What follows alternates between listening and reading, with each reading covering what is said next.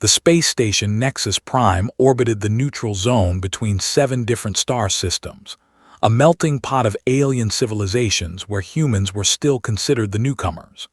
Leo adjusted his maintenance uniform as he walked through the bustling commercial district, dodging a Krillian merchant's tentacles and stepping over a puddle of what he hoped was just water. He'd been stationed here for 6 months, keeping the life support systems running while most humans were still trying to prove themselves worthy of galactic citizenship. The other species looked at them with a mixture of curiosity and condescension, these apes who'd barely mastered fusion power thinking they belonged among the stars. That's when he saw her. She sat alone at a small cafe table, nursing something that glowed faintly purple. Her skin had the characteristic blue-gray tone of a Vexarian, with those distinctive silver markings along her temples that indicated youth. She wore simple clothes, a plain tunic and pants that suggested she was just another student or low-level worker trying to make it in the galaxy. Leo wouldn't have given her a second glance except for one thing. She was reading a book, an actual physical book made of paper and ink. He hadn't seen one since leaving Earth. "Is that Hemingway?" he asked, stopping beside her table. She looked up, her large violet eyes meeting his. "You know Hemingway. I thought humans only consumed digital media now." "We invented books," Leo said with a slight smile. "Some of us still appreciate them. Mind if I sit?" She gestured to the empty chair. "Bella," she said, extending her hand in the human custom. "Leo." He shook it, noticing how perfectly she mimicked the gesture. Most aliens found human handshakes awkward. Over the next few weeks, Leo found himself seeking out Bella's company more and more. She worked in the archives, she said, cataloging old transmissions and data. They'd meet at the cafe, talk about literature, philosophy, and the peculiarities of life on a multi-species station. She seemed fascinated by humanity, their short lifespans, their emotional intensity, their reckless courage. "Your people are strange," she said one evening, sipping her purple drink. "You've only been space-faring for what, 70 years, and already you're everywhere. The Vexarians took 3 centuries to establish colonies beyond our home system." "Humans are impatient," Leo said. "We know we don't have much time, so we make it count." "Make it count," she repeated as if testing the phrase. "That's very human." One night, alarms blared through the station. Leo rushed from his quarters to the nearest terminal, his engineer's instincts kicking in. The display showed multiple breaches in the hull, not accidents but coordinated attacks. Pirates. The Corvan Syndicate, if the energy signatures were right. He ran toward the emergency response center, but the corridors were chaos.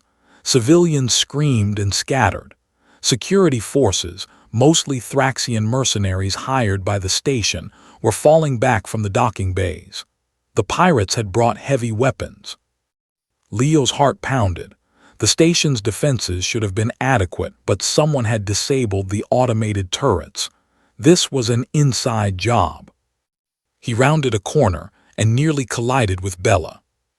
"Leo, thank the stars," she gasped, grabbing his arm. "We need to get to the evacuation pods." "No, I need to get to engineering. If I can reroute power to the emergency bulkheads, I can seal off the invaded sections." "You'll be killed." "Maybe, but I'm not leaving everyone to die." It was such a human thing to say, he realized. Any rational being would prioritize their own survival, but humans had this defect, this glitch in their programming that made them run toward danger when others needed help. Bella stared at him for a long moment, something unreadable in her violet eyes. Then she sighed. "Fine, but we do this my way." Before he could ask what she meant, she touched a device on her wrist.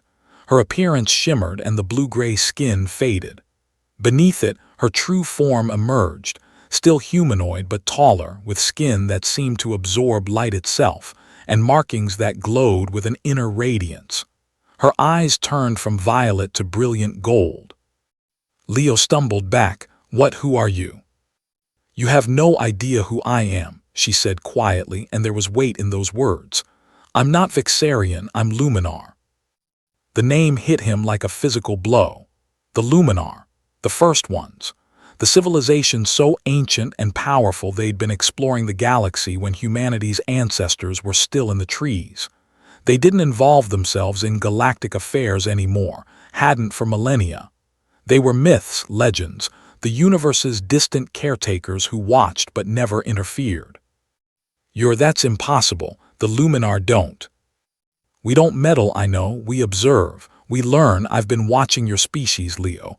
Humanity is interesting. She smiled, and it was beautiful and terrible.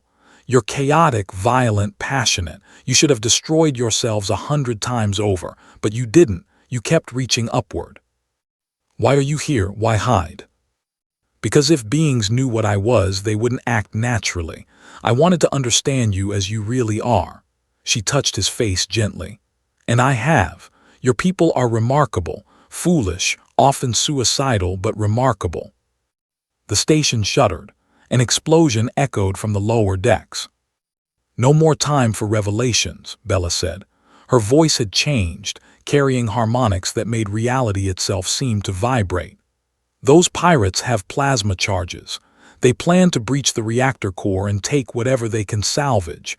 Everyone on this station will die. Then we need to. She raised her hand and light poured from her fingertips. It wasn't like any light Leo had seen.